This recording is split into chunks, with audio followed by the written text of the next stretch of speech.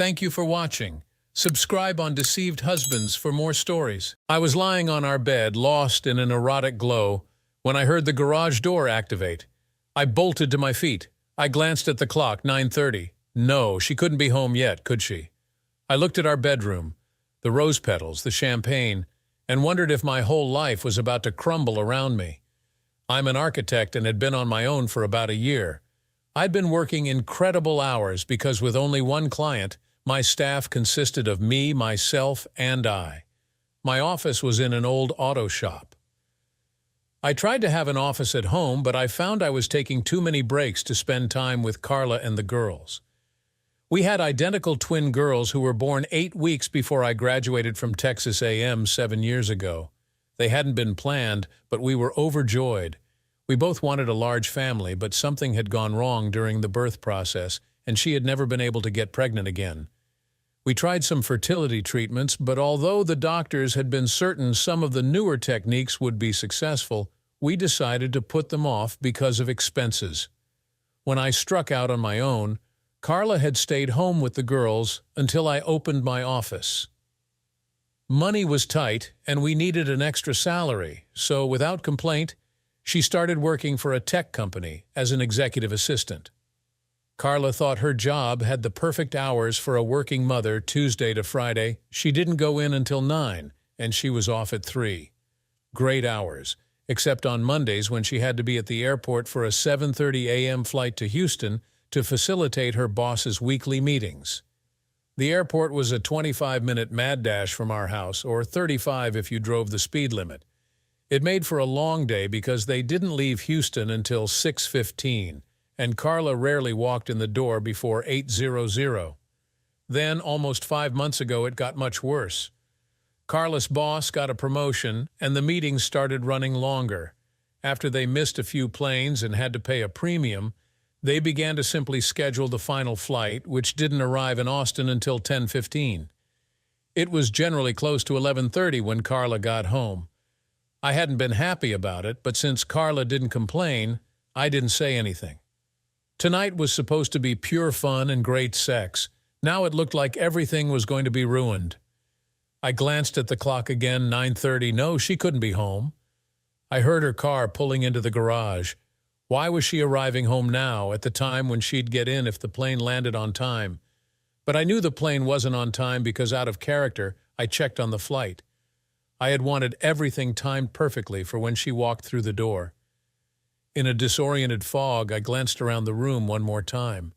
I saw the bowl of rose petals I planned to strew across the bedspread, the champagne in the ice bucket I had rented from the liquor store. I thought of the caramelized pecan apple pie I bought at Hobby. It took an hour to cook the frozen pie, and I'd only put it in the oven half an hour ago. I'd also picked up the Hebe store brand 1905 vanilla ice cream to top it. Hot apple pie with ice cream is Carla's favorite dessert, and it was one of the few things I could cook. For a few precious seconds, I was distraught that she'd ruined my surprise for her. This was a big day for us. I had learned today that the first house I designed had won a Frank Lloyd Wright Prize for an architect. That's like winning the Nobel Prize. I debated announcing the prize at a family dinner, but I decided I wanted to make my announcement to Carla alone. Make it the start of a romantic weekend before we again started the very unsexy process of the fertility treatments. With all the business the prize would generate, we should be able to afford the very best. I hoped Carla would be delighted.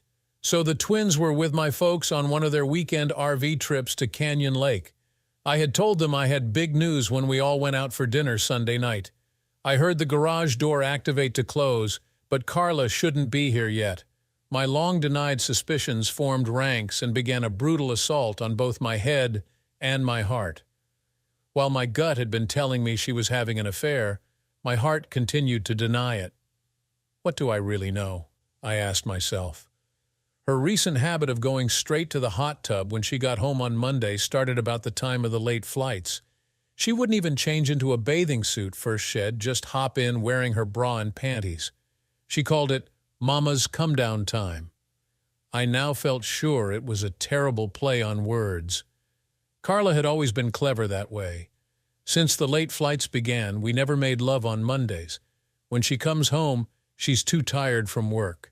But before the late flights began, when she arrived only a couple of hours earlier, she practically attacked me when she got home from Houston.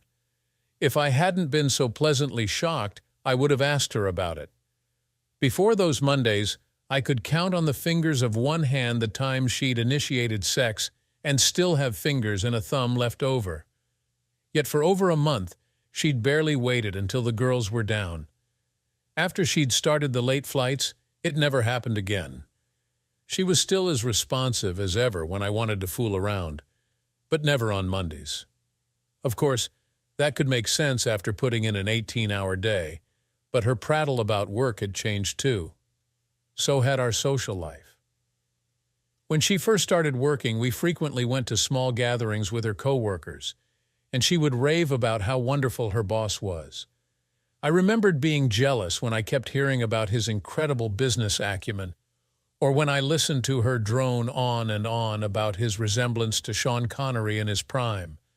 Of course, then about 3 or 4 months ago, she stopped talking about him, and we stopped seeing her coworkers. I remember being relieved because my own hectic schedule left me too drained to enjoy the evenings out. Now I was certain that she changed because of a more sinister reason. As the reasons continued to percolate, the most damning of all surfaced. I couldn't remember the last time she told me she loved me, the last time she'd given me one of her loving pecks on the cheek or an unsolicited hug. Carla had always been a demonstrative woman, and now she wasn't, at least not with me. I froze mid-thought. I wanted to scream my denial. Carla, my Carla, the woman who taught me the difference between making love and screwing, the only woman I'd ever made love to, couldn't be about to walk in soiled from her lover's bed. That image threatened to overwhelm me. Then she called out, "Joe, where are you? I'm so glad to be home." Her voice sounded so normal. Her tone just didn't fit the mental image I'd formed. I shook my head. It couldn't be, not my Carla. Maybe I'd been looking at the wrong flight, or maybe the plane had made up the time somehow. In 3 strides, I was at the computer in our bedroom. I hit the escape button and the screensaver cleared. I clicked the refresh button. There, displayed on the screen, was her flight number with the notation it was going to be another half hour before it landed. I looked back at our bed, rumpled from where I'd been lying, and for a second I wanted to run away. I wanted to retreat back to the land of denial, but I'm not made that way. The question was in the open now, and I had to have an answer. Tumbling down the stairs, I knew I wasn't speaking, but I felt a guttural sound forming deep in my throat. When I got to the enclosed deck, Carla had already shed her blouse and was unzipping her slacks. I came up behind her and grabbed her in a rough bear hug. "Joe, please, you know how tired I am when I get back. Let me relax until later," she said. As I began to push my hand into her panties, she began to squirm in my arms. "No, Joe, maybe later. No, Joe." She was squirming harder, but as my hand worked its way toward her thatch, she became frantic, twisting violently and with surprising strength. She burst free and shouted, "Damn it, I said no!" She stood there panting from the effort and glaring at me. I moved toward her, my intention clear. Her eyes got very big and she said in a quiet voice that stopped me in my tracks, "No, Joe, not this way. I won't let you find out this way." I don't think I'd actually processed what I was doing until that second. Those 13 words left me as poleaxed as a bull at a slaughterhouse. I was as surely in medical shock as if she'd shot me. I looked at her, and I felt nothing. I couldn't understand it. I knew my world had just been destroyed, yet I felt nothing. I was preternaturally calm. I tried to feel something, anything, but there was nothing there. In a voice so calm I had trouble believing it was mine, I said, "You wouldn't do this to us unless you loved him. Did you ever love me?" Her face turned tender. "I did love you. I didn't mean for it to happen. I didn't mean for this. I never wanted this to happen. I never thought it would be like this. Always." I didn't want to hear anymore. I cut her off. "Are you going to marry him?" There was a charged silence. I stared at her, silently demanding an answer. She bit her lower lip. "He's been pushing me to decide. I'm so confused. I just haven't been able—" I cut her off again. "Please do me the courtesy of going back to his place. I just figured this whole sordid affair out because your flight hasn't landed yet. I need time alone to think this through." Carla moved towards me, her face full of compassion, intending to take me in her arms as she said, "Oh, Joe, I'm so sorry. I wish this never got started. Please let me explain it to you. I'm so sorry you found out this way." I pulled back, feeling like I might have been made from the most delicate of cut glass crystal, knowing that at her slightest touch I would shatter irreparably. I took another step back, my hand extended to stop her. "Please, just get what you need and leave. Mom and Dad have taken the girls on one of their rambles. They'll be out of contact until Sunday evening. We'll talk Sunday afternoon. I don't want to see or hear from you before then." I was trembling. In a distant part of my brain, some part of me wondered if it was rage, fear, or a heart attack. She looked at me, her eyes pleading, opened her mouth to speak, and I cut her off with a firm no. A flicker of fear passed over her face. She sighed and went to our bedroom. The numbness returned. I went into the den, sat heavily in my recliner, and wondered just how long the gray void in my mind would last. I have no idea how much time passed before she returned. Her expression was wistful, but I also saw something I'd only seen when she'd been told she could never have another child. "Joe, I saw what you had planned. I didn't mean to spoil it. If you would like—" The words hit me like a thunderclap. She was offering me mercy sex, a sloppy seconds mercy sex at that. I started to get out of my chair. She saw my face, sobbed, and fled. She must have sat in her car for a while because it was several minutes before I heard the garage door open, then close. As soon as I heard the garage door thud closed, I slumped back in my chair, and the colorless void descended again. I don't know how long I sat there, my mind a perfect Zen blankness, before I fell asleep. I awoke in a rage from a vivid dream of Carla making love to her boss. It hadn't been wild, illicit sex, but tender love. Every part of my body groaned as I arose from my chair, every joint screaming abuse, but I was also burning with a type of anger I'd never experienced. I stomped back to our bedroom. There was no more us. There could be no more. In a red haze, I grabbed the champagne bottle from the cooler, and I smashed anything breakable until I was poised over the delicate Dresden figurine of a young woman with 100 petticoats covered by a pale blue ball gown and holding a fawn. It was Carla's only inheritance from her grandmother. As much as I wanted to smash that 6-inch high china doll, I just couldn't. I looked around the room. I'd annihilated it, and I didn't feel one bit better. I looked at the champagne bottle in my hand and marveled that it hadn't broken. Not thinking, I ripped off the wrapper, untied the cork, and pulled it out with a loud pop. The bubbly shot out just like you see in the movies. I had never been a wine snob, but as a kid I'd once read a biography of the Rothschild family. I'd promised myself that if I ever made it big, I'd celebrate with one of the most expensive champagnes in the world, Chateau Lafite Rothschild Pauillac. I drank directly from the heavy glass bottle and vowed I'd never touch the stuff again. It tasted like crap. It didn't put me to sleep either, but exhaustion did, and I slept again. I didn't dream, thank God. I awoke a few hours later as the first light filtered through the window. Whatever type of rage it had was gone, and my mind had retreated to that numbness. I was dead inside. I tried to summon anger, then sadness, and I got nothing. My marriage was over. I understood that, but my mind refused to accept the reality. Instead, it looked for answers in the past. Carla and I had met while I was at Texas A&M. She attended Southwestern University in Georgetown and played soccer on their Division III team. I played club soccer at Texas A&M and had put together a group to enter in a 7-a-side tournament held on SU fields. Carla had come out to watch and caught my eye. I made a total ass of myself trying to show off. We didn't even advance in the tourney we'd won the year before and would win the year after. Carla, bless her heart, pretended not to notice. From that day on, we were inseparable, driving the 30 miles up and down I-35. We burned enough gas to fill the strategic reserve, but who cared? She was a virgin when we met. It had one girlfriend in high school who I'd screwed 78 times before we broke up. Yes, I counted, and I couldn't imagine how anyone couldn't keep track of something as important as that.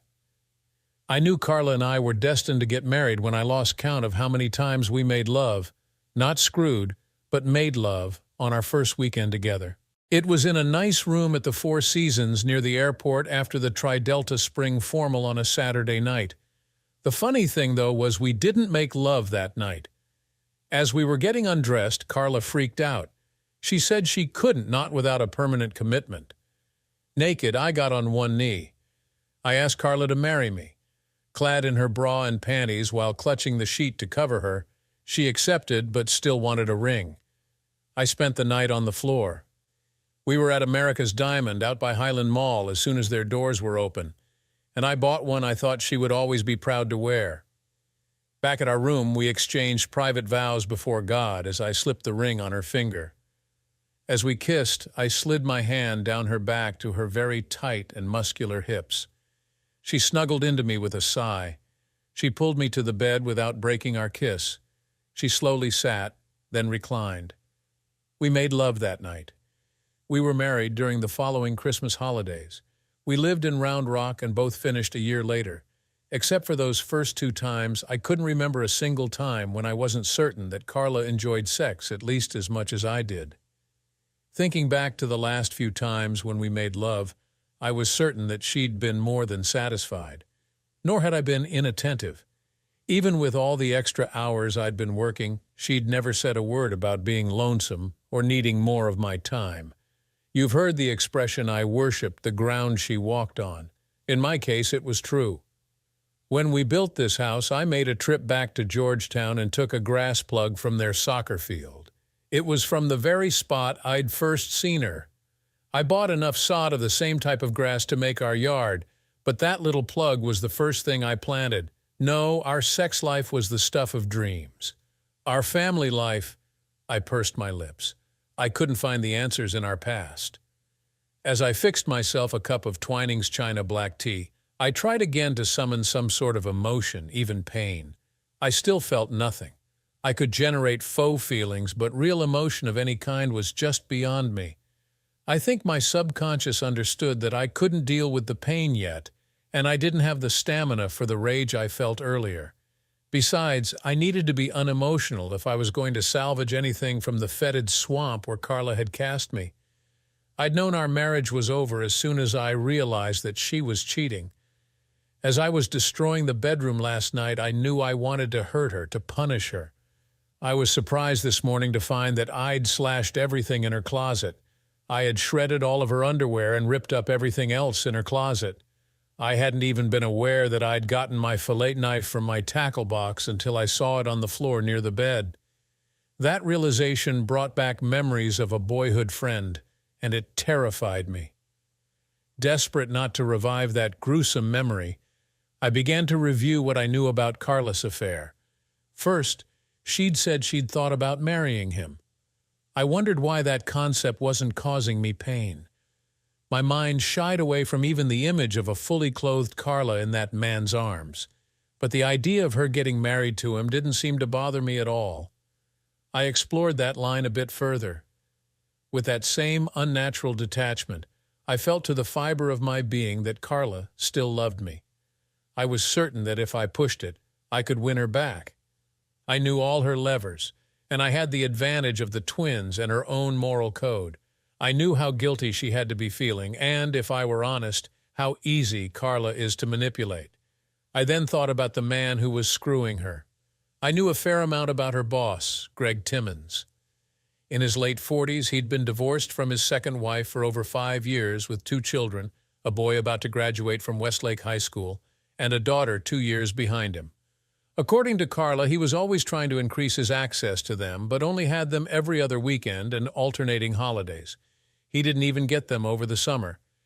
I'd met him many times shortly after Carla started working, but not at all for the last 3 or 4 months. I didn't like him from the start. He had wandering eyes. Although I could understand him going after Carla, I had trouble believing that Carla could have actually fallen for him. That line of thinking tempted me to go down the what-if memory lane or the what-did-I-do-wrong path. Instead, I went to my computer and began to research the divorce laws in Texas. I discovered that a divorce can be final in Texas in as little as 60 days after the filing.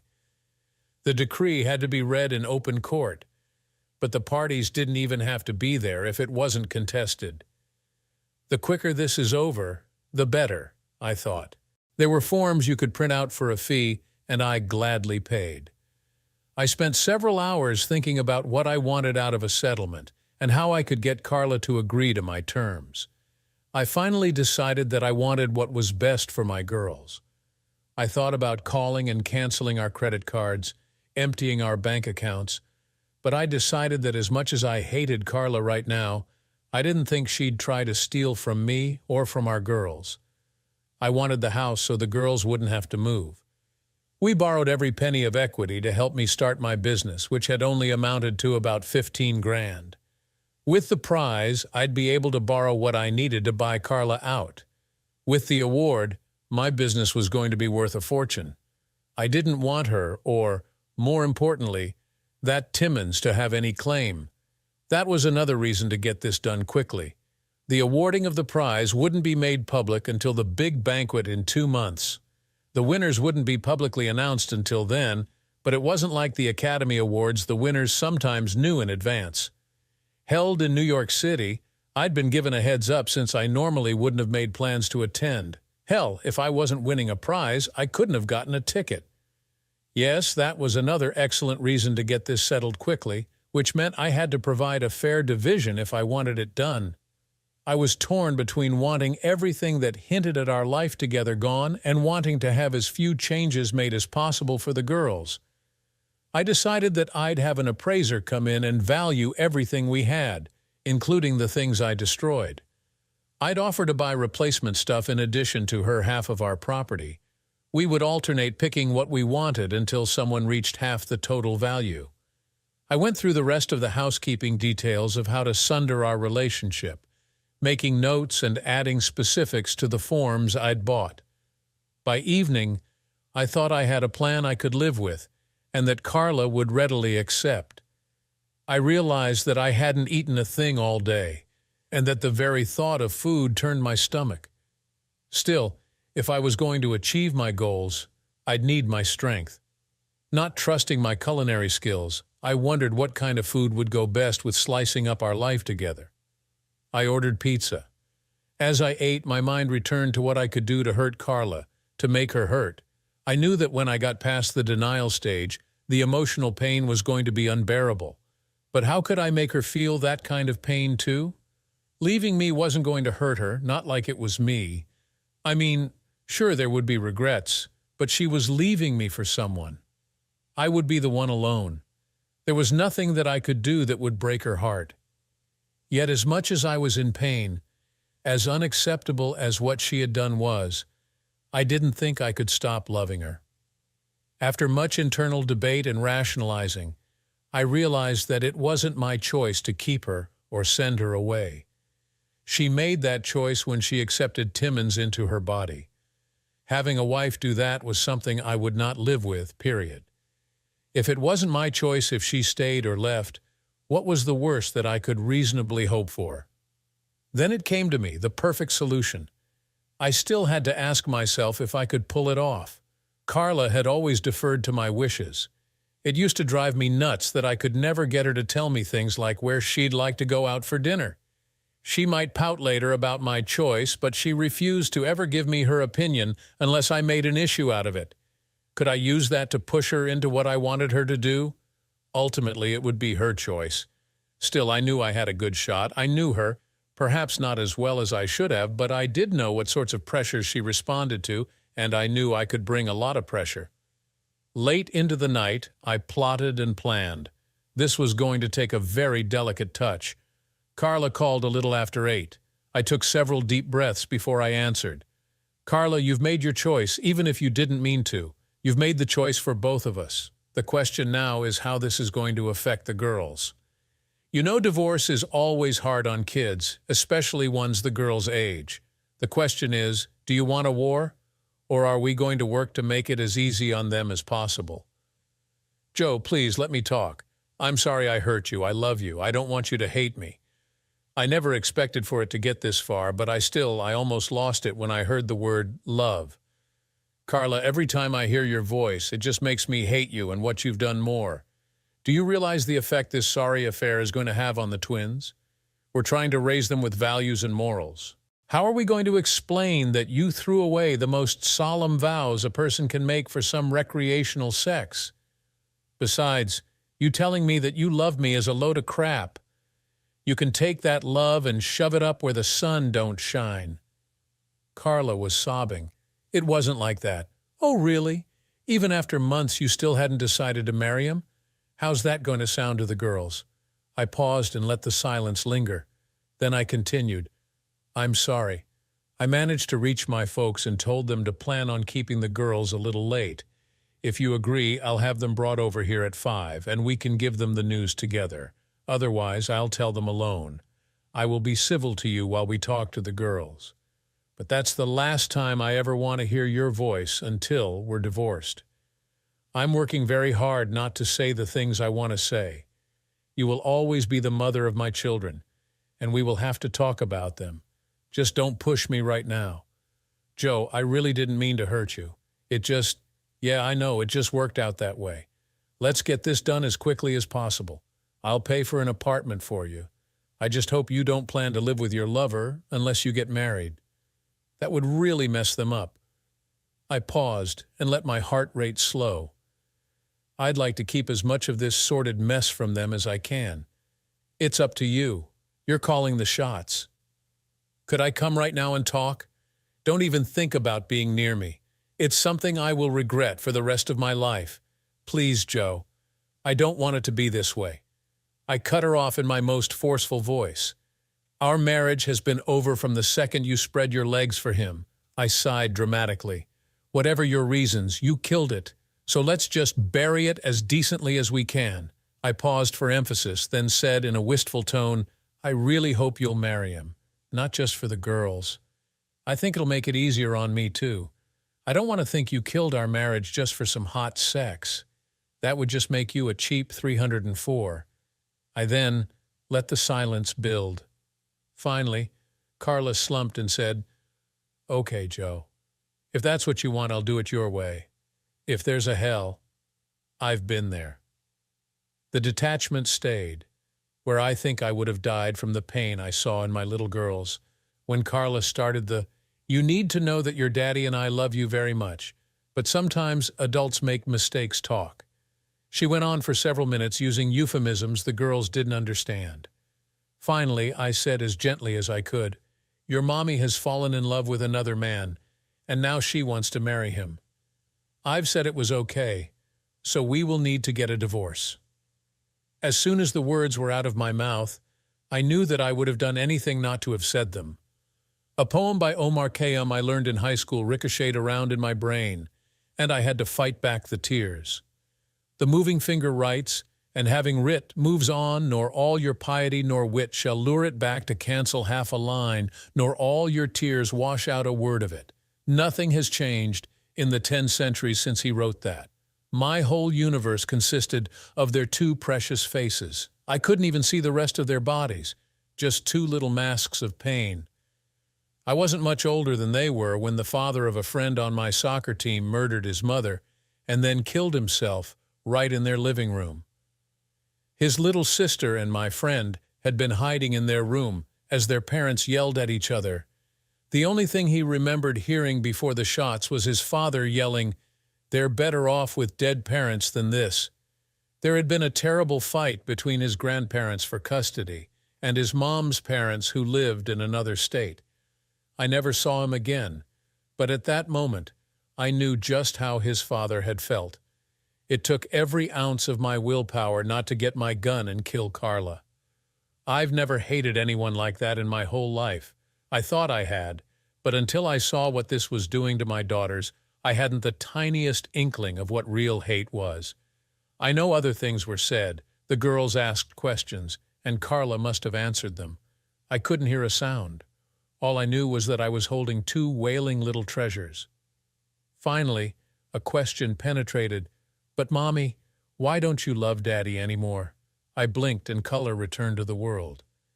I saw a creature it couldn't be human. No human could bear the pain written on the body that looked like Carla. Its face was a confused contortion of pain, trying to radiate love to my daughters.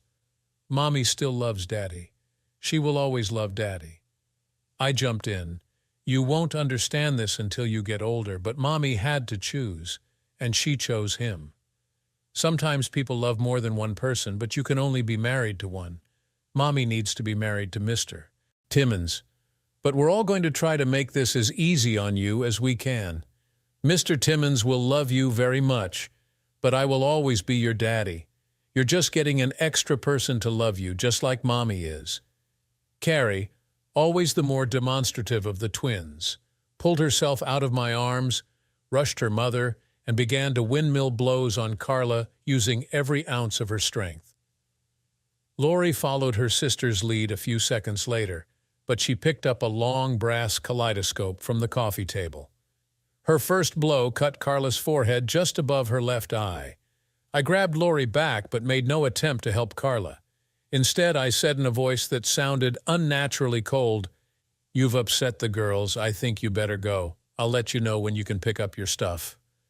Carla stood, blood pouring over her eye, and walked into the kitchen to get ice and paper towels. When she returned a few minutes later, both girls had their arms wrapped around me and were crying. Carla started to open her mouth, but I cut her off. "You will be staying with your mother, won't you? Or do you want the girls to only call you on your cell?" Washing her face had taken off her makeup and her eye was swelling shut, but her voice was calm when she answered, "It's where I've been the last 2 nights. I haven't said anything yet." I hoped we'd talk to him as a family. I cut her off again. "Girls, please go to your room. Your mother and I need to talk alone for a few minutes." As soon as they left, I said, "Let me remind you again, we are no family. You and I are just husband and wife on paper. The relationship is finished. And as much as I admire and love your mother, she's your mother, not mine. And I think you need to tell her alone. Besides, I'm sure you'll want to start planning the wedding." I took a deep breath. "I've got a packet with some legal papers I've drawn up. I'd like you to take them with you. This is my plan for how to divide our property and finish our affairs. I will agree to pretty much anything you want except the girls' custody and your using my name. I'll relent on that if you marry Timmons as soon as this is final. It'll help hide what happened from the girls, but either way I want this over in the minimum time, which is 60 days from Monday. I sort of lost it a minute ago, but if you'll agree, we can meet with our lawyer in the morning and work out a deal. I'm sure your boss will give you the day off, and I want the papers filed by tomorrow night. If we can do that, I'll promise to do everything I can to help your relationship with the girls. I'll never tell them, your mother, or anyone else that you're a lying, cheating, immoral woman who tore up our happy home." Carla had been looking like she wanted to interrupt, but her tears finally started to fall. Without a word, she turned and walked quietly out the door.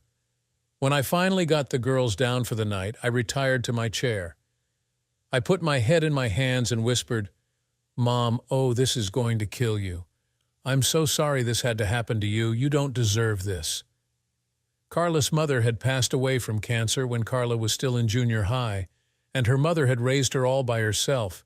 I'd never met a finer woman. She was as much my mother as my own.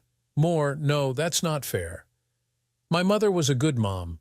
She just spent her life as a teacher and librarian. She was gone more than she was home, and while she did her best, we were never close. It was different with Carla's mother. I'd always said I could never leave Carla unless her mother left her too. She was the first woman I'd ever admired who also treated me like a man instead of as a kid. Carla and I still had almost 1.5 years of school left when we got married. Even I knew I was a bit immature for marriage, but Carla's mother brought out the best in me. She was paralyzed from the waist down, but was still the most intimidating woman I'd ever met. And I guess I could go on for days about how I felt about her and the influence she'd been in my life.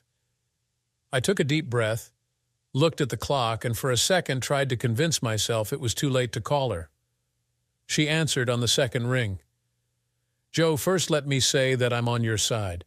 She's my daughter and I love her, but I can't believe she did something this stupid. I know she's confused, but we talked for a long time. She talked about problems she'd seen in families with cheating spouses. She never actually said that some of them lived happily ever after, but I knew where she was going.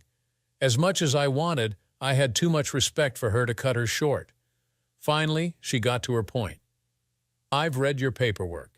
Is there any chance that if I beat this silly to a bloody pulp, that you'd consider giving her another chance?"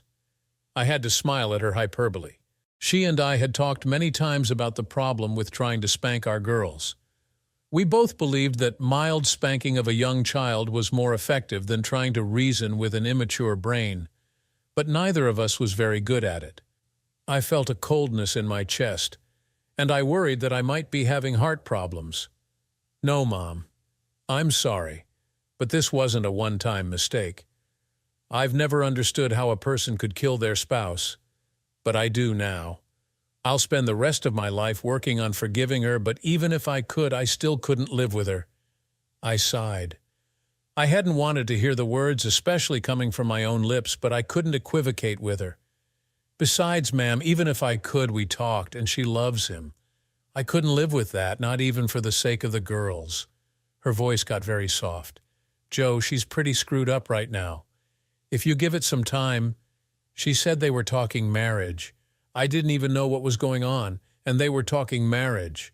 I know I was working long hours, but I just can't excuse this. I want her to marry the bastard and, well, both live with it. I've said I want about her. Our marriage is dead, but I do think it would be best if the twins didn't grow up thinking their mother threw away our marriage for the cheap thrills of a fling." There was a long pause. "She hadn't told me that, Joe. Are you sure this is what you want to do? You want to push her into this marriage?" I made my voice as firm as I could. "Carla and I will always be tied together by the twins.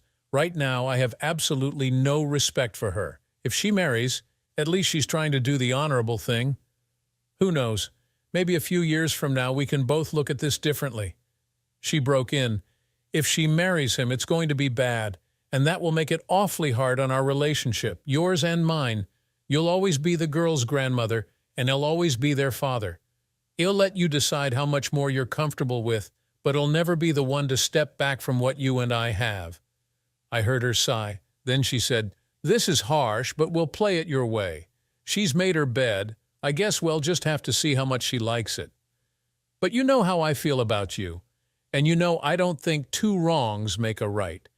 I don't know how many times I've heard some variation of the expression hard heart all through our conversation. I've been feeling mine morph.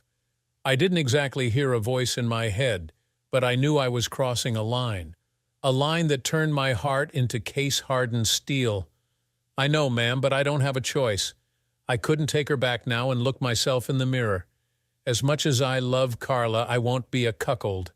Even if I were willing, what sort of example would that set for my girls? Carla severed our marriage bonds. The sooner we make it legal, the better. The sooner we pass this, the sooner the future can work itself out." If I hadn't known her, I might have thought I heard tears in her voice. "Joe, I'm going to encourage her to take your offer to get this settled tomorrow. Just promise me that you and I can continue to talk, that you won't shut me out no matter how bad it gets. Please promise me that." Her voice broke. My own voice was a bit husky when I said, "You have my word on it, Mom."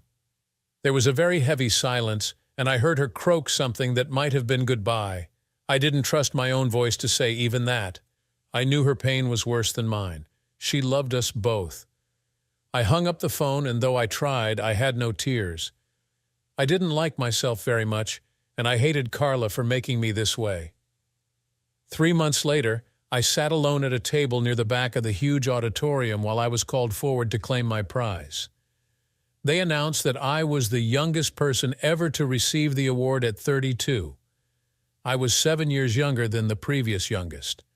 I got up, made an acceptance speech, and tried not to let the ashes in my mouth show too much. Still, it was impossible not to remember the days after I learned I was the winner. Carla's mother had come to the lawyer's office that Monday morning, and any time Carla started to balk at one of the terms, she browbeat her into a good compromise. We were finished before noon, and the papers were filed before the courthouse closed. 61 days later, the judge read the decree in open court, and we were divorced. A week after that, Carla became Mrs. Greg Timmons. It hurt, and the girls cried for the whole week they were on their honeymoon. As I flew home for the first time, I was aware of just what I'd lost. I was the hottest architect on the planet. Clients were begging to give me retainers, yet here I was alone on a plane. I had the girls, my parents, but although I'd killed the mastodon, I didn't have a mate to bring the prize to. When I got home, my service was inundated with calls from potential clients. The only call I answered was the one from Carla's mother. She said all the right things to make me feel good, to let me know how proud of me she was. Then, using a gentle voice, she asked, "When did you find out about it?" When I told her, she cursed as only an ex-Navy man can. When she'd calmed down, she said, "That sucks. That really sucks." Then, in a quieter tone, she said, "I know what it feels like to have life kick you in the balls. Words can't help, but I'm here for you." She paused for a long time, then added, "Joe, there's nothing I can do to make it better. But if you'd like to go out and kick up your heels, I'll either watch the girls or join you and put it on my tab. Thanks, Mom." If you can refrain from talking about her, I can't think of anyone I'd rather be out with tonight. I did go out with her, but I think that was the most forlorn week of my life. 2 years after the divorce, once again, I was in New York for a professional triumph. At this year's banquet, my number of Frank Lloyd Wright prizes increased to 4. I'd won on a home last year, and I won on another home this year for an unprecedented three-peat. My 4th prize was for a commercial building I designed for the city of Austin. The architecture world went crazy over that. I was also the first person to win in 2 SE categories in the same year in the history of the prize. So why was I sitting at a table without a single friend, alone among total strangers? Why was I more lonely than I'd ever been in my life? Why was I lonely? It wasn't because people weren't contacting me. I'd had to get an unlisted home phone because potential clients from all over the world were calling at all hours of the night. I was gone more than I intended, but at least when I was home, I was home. I'd built an office attachment to my house and only went to the downtown office under dire threats. When I was home, I never worked while the girls were out of school, except for the month Carla had them. Our summer was one long tour. Granted, some of that was visiting potential construction sites, but the girls loved seeing where my next design might be built. Besides, we spent most of the time exploring the surrounding area. I never wanted a design of mine not to harmonize with the local environment. Why was I lonely? It wasn't for the lack of attention by the fair sex. I hadn't dated much, but I'd had women calling me from all over the world asking if I could meet them. It seems that the story of my broken heart at the time of what should be my greatest triumph had been picked up nationally, and the world was full of women with big hearts who wanted to help mend it. That I was raking in money faster than the mint could print, it probably didn't hurt either. Unfortunately, I didn't like myself, not even a little. I couldn't like, much less fall in love with, someone else until I did. I hadn't been celibate. I could have all the sex I wanted. I just hadn't found anyone who would make love, or, more accurately, to whom I could make love. I couldn't get past my issues. I just couldn't think very highly of any woman who would want someone like me. Rather than blame myself, I tried to blame it all on trust. I told myself I just couldn't trust, and unless I reached that point, I wasn't going to bring anyone home whom the twins might attach to. Frankly, divorce sucks. As a supposedly adult person, I hadn't found it much fun, but as a parent it was breaking my heart to see what it was doing to my beautiful girls. They never said a word about their mother, but constantly let slip comments about their stepfather and his children. They never mentioned anything more than shouting matches with their step-siblings, but I knew that it had to be difficult for them. I tortured myself with wondering about just how hostile that household might be to them. I caught the red-eye back from New York and was sitting in my easy chair trying to recover from my trip when the phone rang. "Joe, that son of a bitch has put her in the hospital this time. He started beating her right after you got him fired, and now he's put her in the hospital. You've got to get her out of there before he kills her. Even if you won't do it for Carla, think about the twins. They shouldn't see their mother being used for a damn punching bag. I felt a stab of panic. Where are the girls? Relax. They're fine. They were spending the night at their girlfriend Lara's house, and I called your folks to pick them up. Your folks were off like a shot with them on one of their trips. They'll bring them to you Sunday evening. I breathed a sigh of relief. Why don't you come over and we can talk about it? This is the first I've heard that he's been beating her. Why would she allow that? You know why. Don't pretend with me. You know we did everything we could to push her into that marriage. If she didn't know at the time that you were out to give her a taste of her own medicine, it didn't take long to figure it out. She feels so guilty about what she did, she'd accept anything, even his beatings. I gritted my teeth. I could deceive myself, but I couldn't fool her mother. I didn't think it would ever get this far. You knew he was a bastard. What did you think he'd do when he found out you were responsible for his firing and the sexual harassment charges? I swallowed hard. I guess because I'd never think about hitting a woman, I just assumed he wouldn't either. Come on over and we'll work it out, I promise. There was a long silence, and then her voice turned determined. This has to stop. No one can do that to my daughter. Carla made me promise not to do anything rash the last time. I may be stuck in this chair, but this has to stop. Sure, Mom. I am sorry for your sake. I really never thought it would come to something like this. I'll be there in about an hour and a half. I'm going to stop by the hospital to see if I can convince Carla. Damn him. God damn him to hell. She hung up and I felt a chill run down my spine. That last hadn't been a profanity, but a heartfelt curse. Carla's mother was in her 60s and not in the best of health, but she'd never been a woman to stand by when an innocent was attacked. As I waited, I thought about my latest revenge. When the divorce went through, I'd spent days, weeks, trying to come up with a method of getting back at Timmons. I just couldn't come up with anything that wouldn't hurt me worse than him. Despite being almost 20 years older, he was close to his weight when he played linebacker for Tech. Even though I was in pretty good shape, I might be able to land a sucker punch.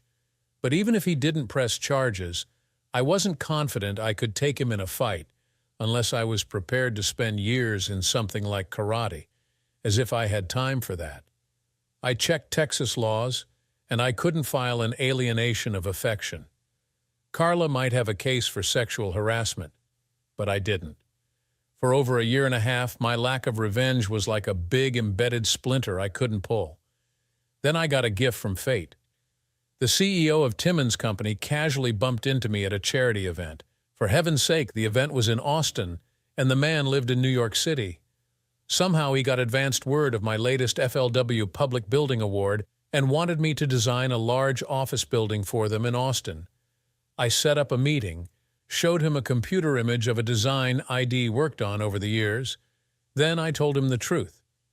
If it was any other company in the world, I'd jump at the chance to build the dream I'd worked on since I was a kid. But no amount of money could buy it for his company. Of course, in a company that size, he'd never heard of Timmons, much less my ex-wife. When I insisted I wouldn't work for a company that allowed that sort of behavior, he didn't take it very well. A few weeks later, Timmons was fired for sexual harassment. The CEO called me to thank me. He said Timmons had been accused half a dozen times of harassment during his 15 years with them. He told me that he had 2 recent cases reinvestigated, found a new one, and established a base to fire him. We signed a contract a week later. Like I said, professionally I was on top of the world. But with her mother's call, I was afraid my personal life was about to hit a new bottom. When Carla's mother arrived over an hour late, she just wheeled into the house and didn't give a reason for the delay. Without waiting for me to offer coffee or anything else, she launched, "Jesus, Joe, she's a mess. She'll be in the hospital for at least a week. Hell, they only kept me 3 days when I had a sextuple bypass." She was trembling, and I couldn't help but notice that it stopped right at the point where she was paralyzed. That added to the fear. She was quiet for about 90 seconds and still wasn't under control when she continued, "I can't allow this. I supported everything you've done to her because I thought she deserved it. But she doesn't deserve this, and you have to put a stop to it."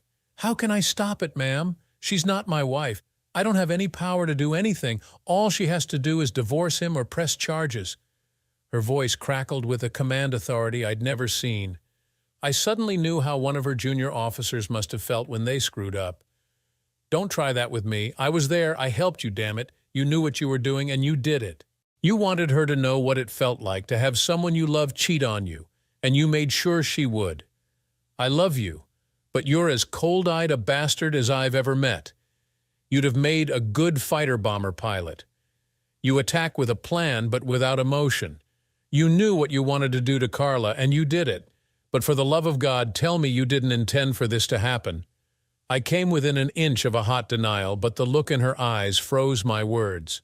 I hung my head. "Yeah, ma'am, I knew what I was doing. I knew that any man who cheated like he did wouldn't stop cheating. Once a cheater, always a cheater." I looked up and met her eyes. They weren't hard or even angry as I'd expected, but showed a hint of what I thought might be compassion. I swallowed hard and continued, "I didn't think she'd stay with him. Austin's a small town in a lot of ways. I made sure she knew he was cheating, and I thought she'd divorce him." She cut me off. "Were you going to take her back?" "No, Mom, I love Carla. But I couldn't live with someone who didn't love me or who chose someone else. I might have been able to forgive her cheating, but not her falling in love with someone else. I know I pushed all her buttons to get her to marry him. I used the girls. I thought I was using you, and I used her own morality to push her into a marriage I was sure wouldn't last 6 months. I wanted to hurt her, but I stopped. I wanted to say I didn't want her hurt like this, but I wasn't sure I meant it. I was sorry for her mother's sake, but damn it, she'd made her bed, and I was more than happy that it was made of nails." Her mother locked eyes with me. I tried to get her to leave him when I saw her at the hospital, but she wouldn't. "The only man who can make her leave is you.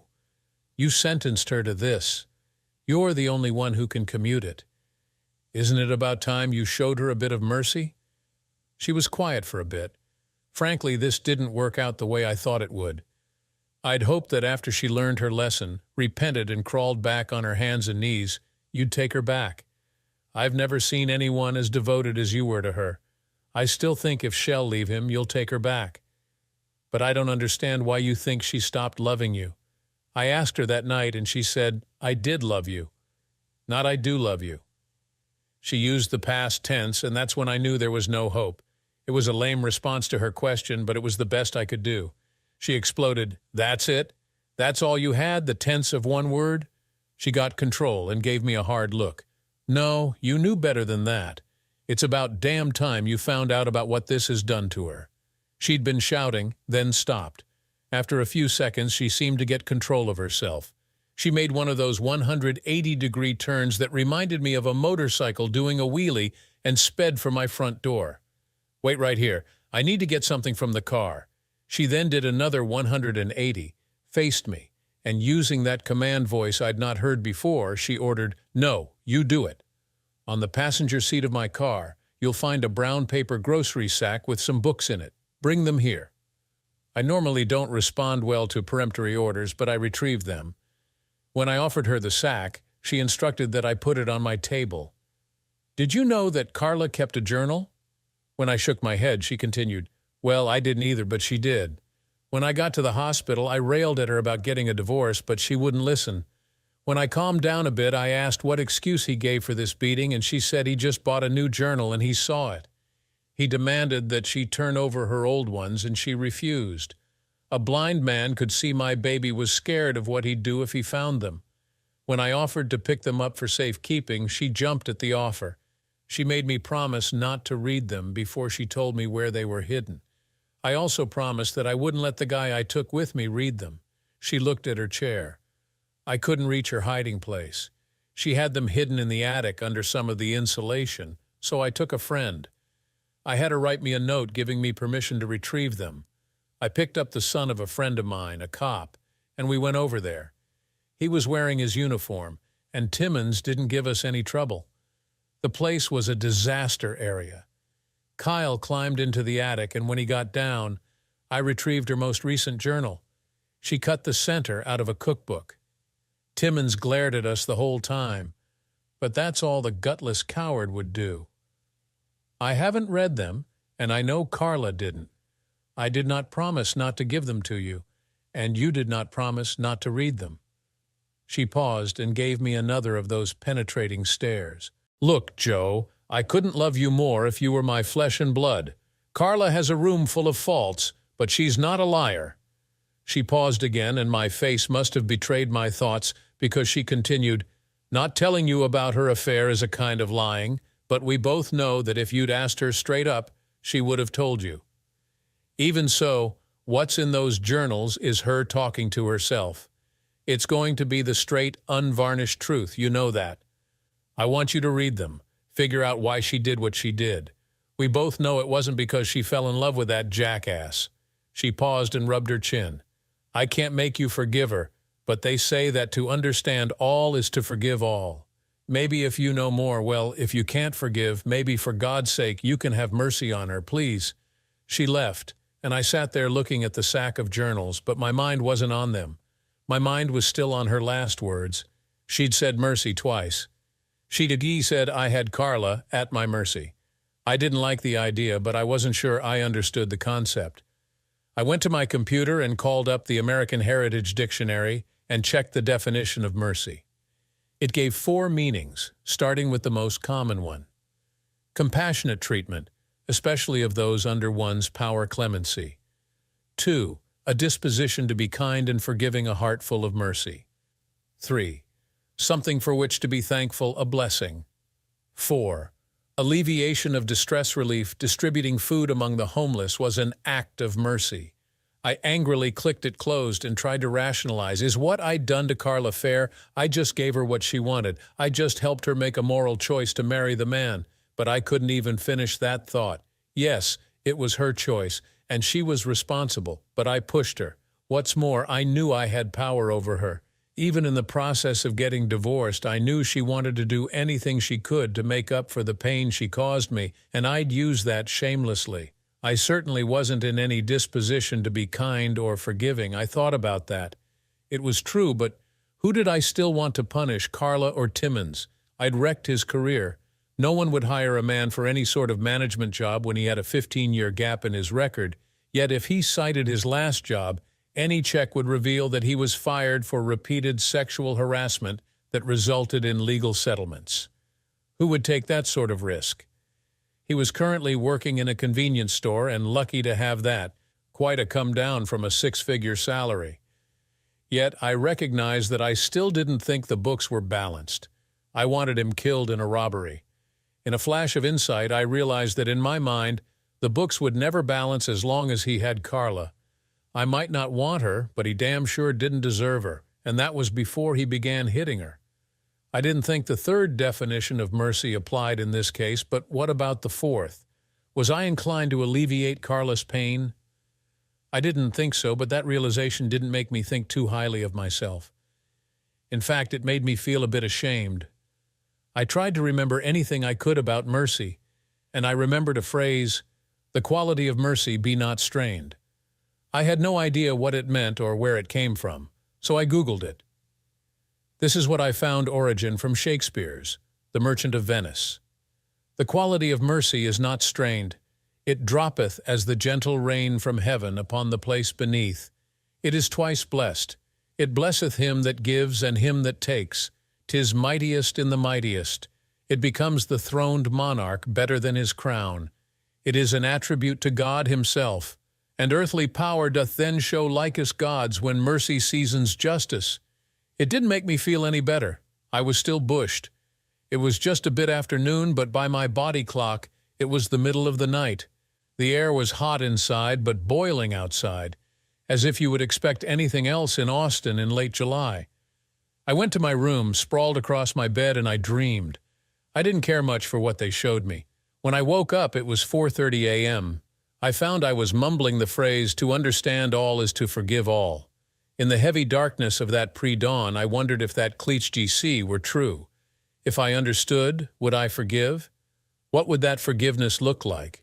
I had sworn that I wouldn't look at her journals, but now I wanted to find answers. Initially, I just intended to read what she might have written about the affair. The problem was that she almost never gave the year and only rarely the month. Instead, she used the day of the week. It was immediately clear She wasn't writing for anyone else to read. She wasn't really writing for her to read. This was how she tried to make sense of the events in her life. Once I started reading, I just couldn't stop. This was the essence of the woman I loved more than I thought a man could love a woman. I might have hated what she'd done, I did hate what she'd done, but this was the soul of the creature I would have fought 100 dragons to shield. I picked one of the books, opened it, and began to read. It is done. The cavalry didn't come over the hill, the good guys didn't arrive in the nick of time. Joe didn't stop the wedding as I stood there at the altar, my daughters crying in their little bridesmaid dresses. They said the words, "Does anyone here have any reason?" And Joe didn't burst into the church and save me. I said the words, and this time I won't break them. What a silly fantasy. I didn't even know I'd been hoping to be rescued until this morning, so why would anyone else? Now I am truly screwed in every sense of that word. I think it began to dawn on me around sunrise. There really wasn't any reason to think that Greg would make love to me on our wedding night. He never had before. At least he finally stopped making fun of Joe while he screwed me. I hated that, and last night I told him that if he didn't stop it, I'd start talking about how much I loved Joe's larger meat. I just wish I'd done it the first time he did it. When he finally wore himself out and started snoring, I fled to the bathroom and I cried for over an hour. Now Greg is out playing golf. What kind of man plays golf alone on his honeymoon? The kind of man who wants me to say, "Screw me, Greg." He doesn't want a nickname or an endearment, just that very formal Greg. I vow I'll never do that again. Oh, Joe, why did you make me marry him? But I know that, don't I? I saw your face that Friday night and a large slice of me died. Still, I kept hoping, praying for you to change your mind about this marriage I'm now condemned to. Would it have made any difference if I could have explained it to you? But how could I explain what I don't understand? How could I have resisted all his not-too-subtle hints that my job depended on making him happy? Then meekly obeying when he ordered me to have a drink at his condo. Why did I work so hard to keep what was happening from Joe? He would have put a stop to it. He would have rescued me. But then for the last month, I wasn't sure I wanted to be rescued. Did I actually start loving Greg? Or did I convince myself I did to justify what I was doing to the man I did love? Well, if I did think I loved him, he's managed to kill it over the past 2 months, constantly bragging about how he won me from a younger man, parading me around like a stupid trophy. Oh my God, that's what I am. I'm his 30-year-old trophy wife, his way to feel young as he faces 50. Oh God, what have I done? Who can rescue me now? As I continued to read, a few things slowly became clear. First, Carla was a subservient personality. She wasn't a submissive, but she was very inclined to bend her will to that of someone she perceived as having power over her. She saw Timmons in that capacity, and he seemed to have figured out how to take advantage of her. Second, I had no idea just how deep the pain of not having other children was for her. She was afraid that I just used my business as an excuse. She was afraid I'd given up for good when we'd stopped the fertility treatments. She'd been crushed and resentful. I hadn't grasped just how important it was to her. I think her depression made her even more susceptible to a user like Timmons. It didn't make her any less responsible for her affair. She still made the choice to submit to Timmons. Her journal made clear that she knew what she was risking when she took her clothes off and spread her legs for him. She was guilty as sin, and she knew it. I don't think she ever figured out why she did it, but she rarely made an entry when she didn't bemoan her weakness. There were other surprises. She'd figured out I was trying to punish her by forcing her to marry Timmons. The first time she caught him cheating, she thought about it and decided she deserved the punishment. Instead of complaining, she went on for pages about the pain, not hers, but a new and visceral understanding of how she'd hurt me. After the first time, she didn't write about it much. She didn't like it, worried that he might bring home an unwelcome social disease, but didn't really care who he slept with. Then I found the part where her story got ugly. It broke my heart to see the simple, stark words she used to describe his abuse. Put too much sugar in his coffee, hard punch in the stomach. I bruised my hip when I hit the floor.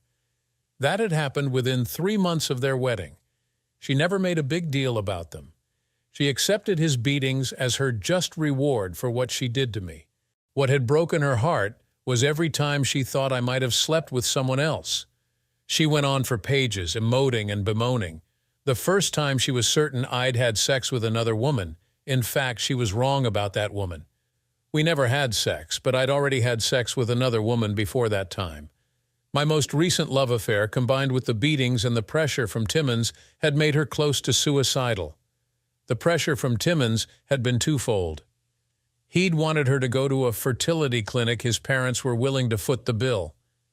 She'd used all sorts of excuses, but the fact was she didn't want his child, and she didn't want ever to do anything sexual with him she hadn't done with her husband. That's what she called me repeatedly. 2 years after the divorce, she still rarely referred to me as anything other than her husband. She never referred to Timmons that way. When I closed the last journal, I was exhausted. I went back to bed and slept. One nice thing about owning your own design company is that you are allowed to be as eccentric about your hours as you wish.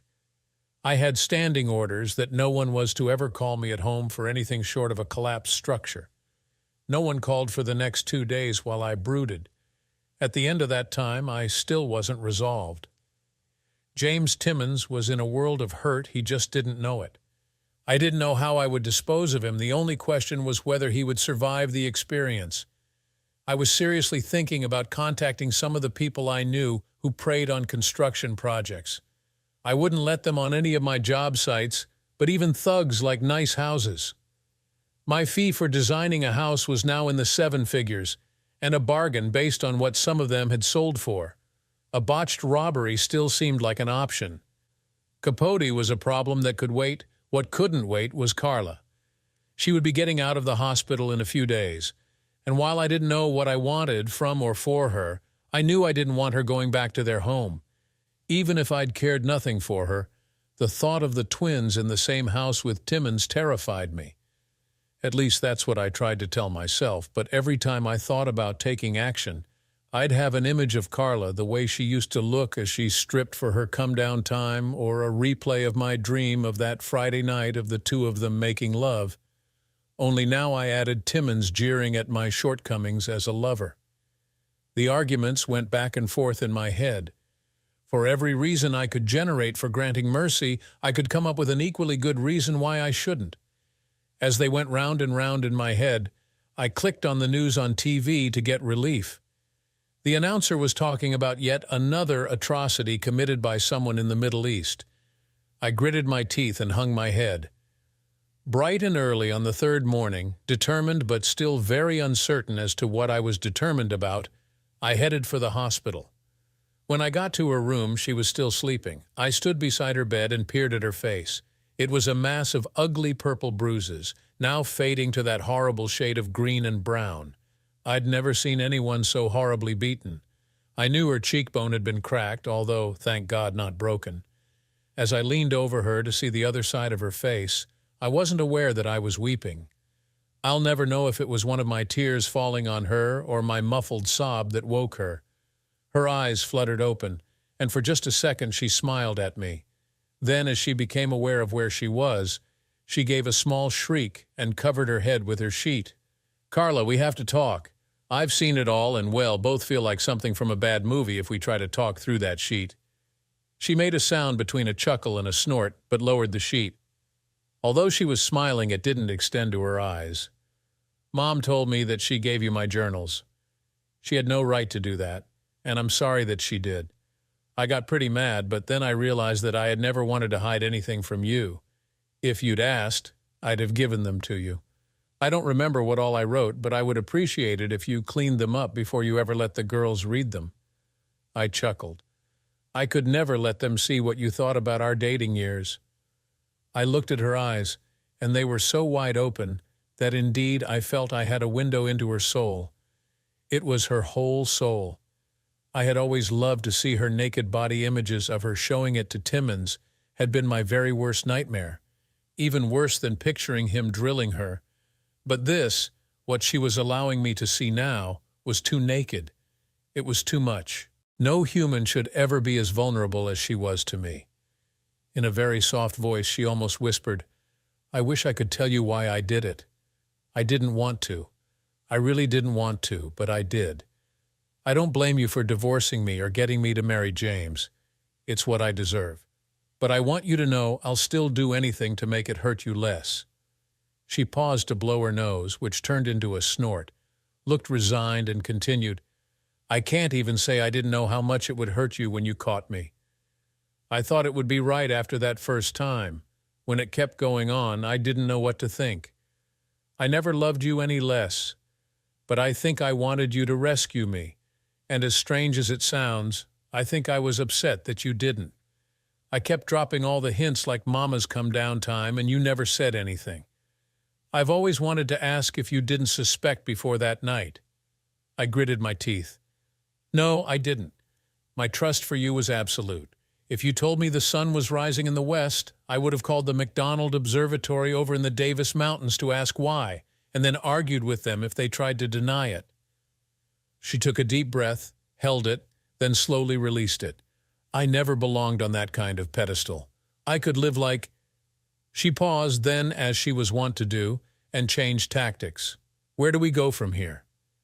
I gave her a half smile. She knew how these sudden changes in the course of a conversation affected me. I loved the agility of her mind, but hated having to plot after her. "First, you don't go back to his house ever. That's final." She cocked her head and gave me the expression a teacher might give a particularly slow student. "That's not an option. I married him for better or worse. There's just been a lot more worse than I planned for." I could feel my temper begin to stir. "Carla, that's not an option. Just pretend I'm riding a white horse and I'm here to rescue you. I'm telling you that you are not going back." I saw a bit of confusion for the first time. "You read that in my journal, didn't you? I swore I'd never break my marriage vows again. You have to know that too." I cut her off. "He's broken every vow of that marriage. He's cheated on you, and he hasn't loved and cherished you. He killed this marriage, not you. You are not bound to him." She blinked several times, and I saw indecision. "If you ever go back to him, I will not ever let you see the girls again. I can't risk his hurting them too." She broke, and with her head in her hands, she cried.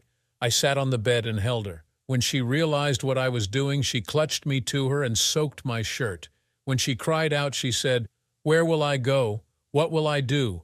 I'll help you, and I'll make sure he can't hurt you. I'll get my lawyer to draw up divorce papers and restraining orders. If I bring those to you this afternoon, will you sign them?" Without looking up, Carla nodded into my chest. That afternoon, my lawyer and 2 of his secretaries arrived at Carla's room. He had her sign, and his secretaries witnessed the documents. When it was all done, he left to get them filed before the courthouse closed, leaving me alone with Carla. She took my hand, held it to her cheek, still wet from her tears. Then, with her eyes glistening, she asked, "When this is all done, will you take me back?" There was the question I dreaded. I thought back to the insight I had while I listened to the news on TV. War, by its nature, was brutal and inhuman. Yet if it wasn't to be a war where you took no prisoners, a war where every man, woman, and baby of the enemy was destroyed, you had to leave room for peace. Without mercy, you ended up with wars that lasted millennia. You had to show mercy to your enemy. Anything less, and you were nothing but a savage. Mercy didn't mean surrender. It just meant that you retained some portion of your humanity and let the enemy retain his. This was the time to show mercy to Carla. I did my best. 5 years later, I was sitting in the waiting room on the maternity floor. Carla was being moved from her labor room to the delivery room. Another set of twins, boys this time.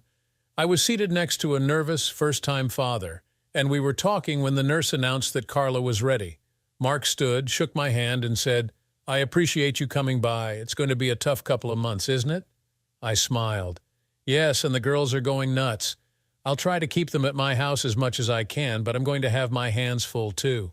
He nodded nervously and left to join Carla as she gave birth. Mark's a good guy, a major in the Army Reserves and a captain in the Austin Fire Department. He earned a Silver Star in Afghanistan and a second Purple Heart in Iraq. I admire him. He was a good match for Carla, and I was glad they'd found each other. So what about me? How had I answered that question Carla asked me 5 years ago? I had tried to let my mercy show. No, Carla, I won't. Her face fell, and the tears started again.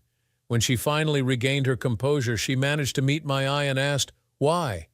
I really wanted to say, because I want a wife I can put on a pedestal, not one I have to keep on a short leash to keep her faithful, but I didn't. Shakespeare's gentle rain from heaven droppeth and drowned my vital. Okay, I did say that, but I tried to say it in a merciful way. I said, I understand us better now than when we were married. We just aren't a match. That doesn't make either of us a bad person. But you need someone who will give you direction, and that's just not me. I'm too wrapped up in myself. I will always have a special place in my heart for the woman who gave me the twins. No, that's not true either. You will always be my first love, but we just aren't right for each other. We've both made bad choices, but together as friends, maybe we can help each other make better ones. Mark was right for Carla. He didn't keep her on a leash, more like on the kind of tether a team of mountain climbers use. They were good for each other, and Carla, secure in her tether, bloomed in a way she never had when we were married. Mark and Carla lived in the same school boundaries as me. The twins could ride back and forth between our houses on their bikes. We didn't socialize, but we were very supportive of each other. If we didn't agree about something, we'd go to her mother to arbitrate, and the girls never knew we had disagreed. The twins complained in mock bitterness that they were cursed with too many parents. Still, for all their complaining, they loved Mark, and he loved them.